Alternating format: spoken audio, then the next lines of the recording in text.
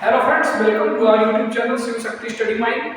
Today we are going to study about the central idea of the poem Dust of Snow, written by Robert Frost.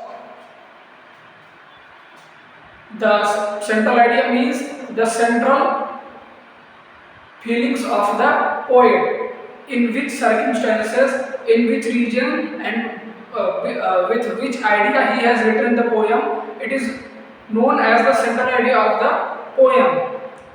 In UP board, there is a separate question for central idea and a poem of 8 lines from your textbook.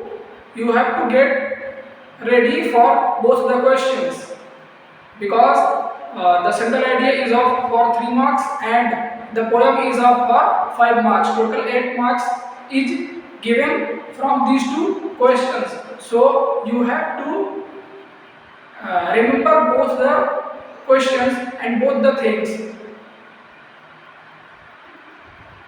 Before that, if you are new with us or you have not subscribed our channel yet, please subscribe it and press the bell icon button so that when a new video is arrived, you can be notified. If you have subscribed our channel and you are watching it, if you like our content, please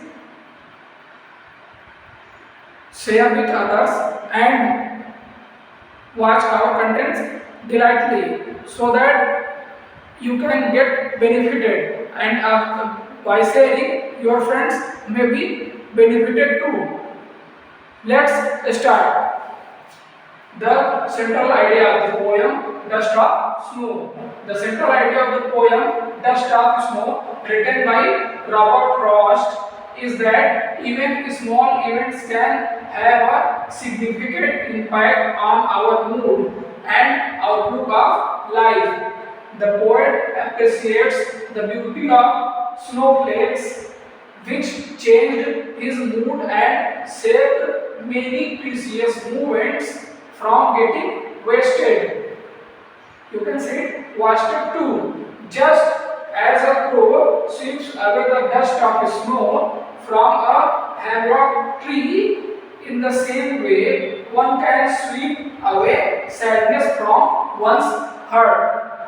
Meaning, the poet was sitting in his veranda in a sad mood.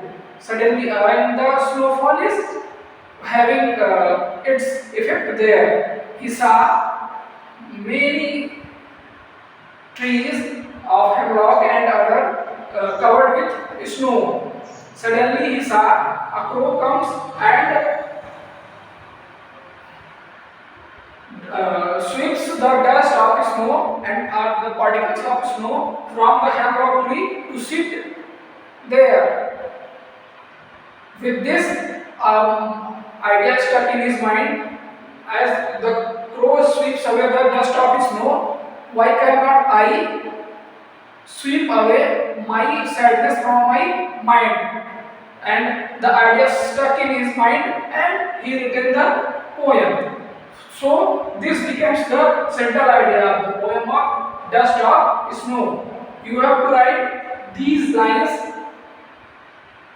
or you can make your own central idea.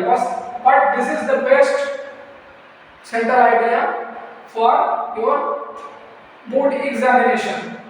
We will discuss other lessons central idea in next videos. Thank you.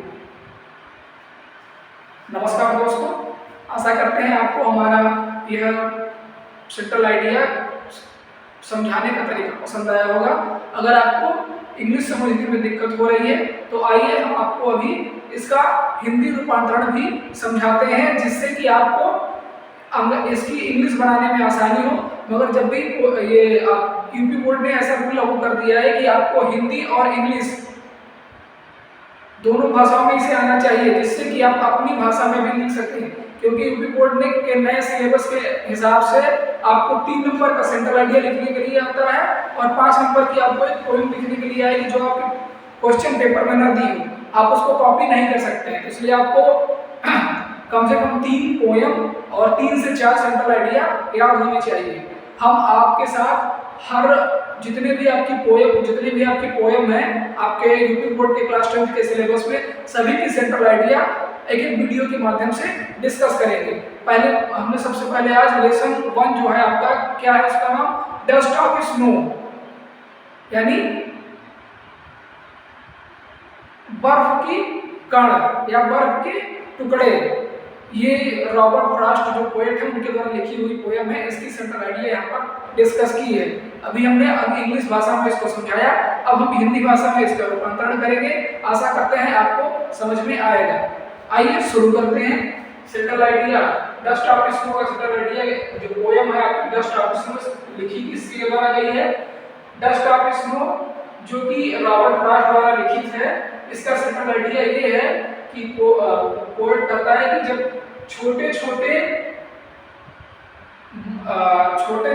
घटनाएं भी कभी कभी हमारे जीवन पर बहुत गहरा प्रभाव डालती हैं और हमारा जो मन है उस पर भी गहरा प्रभाव डालती हैं। अगर हमारा चित्त किसी दूसरी जगह पर है तो कभी कभी छोटी छोटी घटनाओं को देखकर भी वो हमारा मन अच्छा हो जाता है। अगर खराब मूड है या हम दुखी हैं तो हम छोटी छोटी घटनाओं को देखकर खुश हो सकते हैं। कैसे, जैसे जो पोएट है यानी रॉबर्ट फ्रॉस्ट जी कहते हैं कि कैसे आप खुश हो सकते हैं। उन्होंने देखा घर में बैठे हुए थे, उनका मूड खराब था, वो किसी बात को लेकर दुखी थे, तो उन्होंने अपने घर के बाहर देखा, बरामदे में बैठे हुए बाहर देखा बहुत सारी बर्फ पड़ी हुई है, बर्फ के छोटे छोटे टुकड़े ऊपर आसमान से नीचे गिर रहे हैं। उन्होंने उसको देखा, उनको बहुत अच्छा लगा, छोटे छोटे टुकड़े हर जगह बर्फ के पड़े हुए हैं। उसी समय उन्होंने क्या देखा कि इससे उनका मस्तिष्क मूड जो मस्तिष्क था जिसमें दुख भरा हुआ था, दुख की भावना धीरे धीरे खत्म होने लगी।